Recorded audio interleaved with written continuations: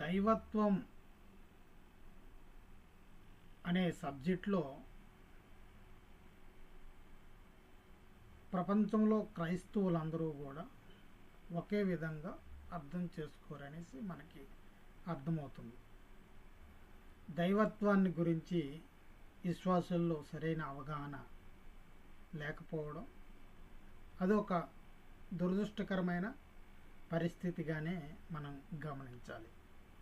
క్రైస్తవులకు ముగ్గురు దేవుళ్ళని కొంతమంది నమ్ముతారు, ముగ్గురు కలిసి ఒకే దేవుడని మరికొంతమంది నమ్ముతారు. తండ్రి అయిన దేవుడు, కుమారుడైన దేవుడు, పరిశుద్ధాత్మ దేవుడు అని మరి కొందరు విశ్వాసం ఉంచుతారు. వాస్తవానికి క్రైస్తవులకు నిజంగా దేవుడు ఉన్నాడా, ఉంటే ఆ దేవుడు ఎవరు అనే విషయాల్లో ఏకాభిప్రాయము క్రైస్తవుల్లో లేకుండా ఉంటుంది. సరికాదా? ఈ విషయం మీద క్రైస్తవ లోకం అనేక భాగాలుగా విభజింపబడిందని మనం చూస్తూనే ఉన్నాం.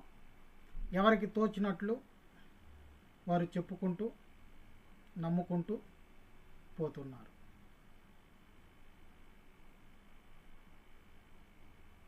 చెప్పబడిన విషయాలన్నిటినీ పరిస్థితులకు సంబంధం లేకుండా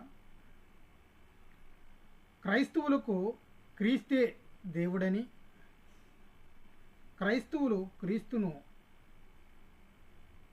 ఆరాధిస్తారని లోకం అనుకున్నట్లు ఉంటుంది. అంత మాత్రమే కాకుండా క్రైస్తవులు అనబడే అనేకులు అలానే తలుచుతూ కార్యాలు జరిగిస్తూ జీవిస్తూ ఉంటారు. ఇంతకు దైవత్వాన్ని గురించి బైబిలు బోధించే సత్యం ఏది? సత్యం ఏమిటి? ఒక విశ్వాసిగా కాకుండా ఒక పరిశీలన చేసిన పరిశాలికునిగా సంగతులను ఆలోచించడం యుక్తమని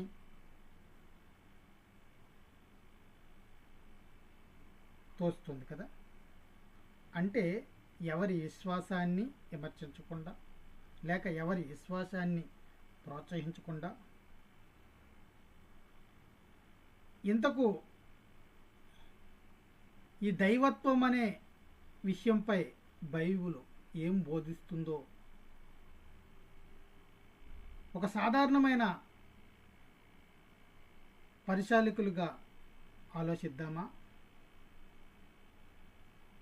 బైబిల్ గ్రంథము 1వ దశలోనికి పత్రిక 5వ అధ్యాయము 21 ప్రకారంగా సమస్తమును పరిశీలించి మేలైన దాన్ని చేపట్టండి అనేసి బైబిల్ చెప్తుంది. దీనికి అనుగుణంగా ఈ దైవత్వం అనే కాన్సెప్ట్పై మాట్లాడడానికి నేను సిద్ధపడుతున్నాను. నాకు ఈ దైవత్వం అనే కాన్సెప్ట్ని